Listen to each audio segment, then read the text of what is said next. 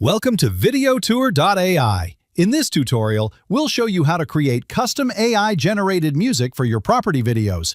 To get started, go to the My Branding tab and then click on My AI Music. Here, you can either choose from preset styles or create your own music with a custom prompt.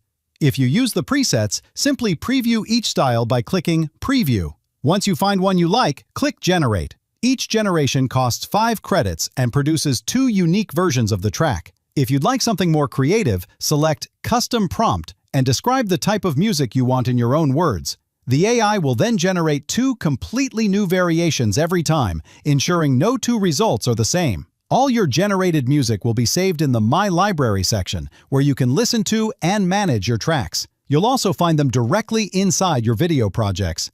To add AI music to a listing video, go to the Music tab, toggle on Background Music, and select AI Music. From there, choose the track you want and click Apply Changes. Your video will now play with your selected AI-generated music. Preview your final video, and if everything looks good, download or publish it. Thank you for using VideoTour.AI. For more tutorials and support, make sure to subscribe or contact us directly by email.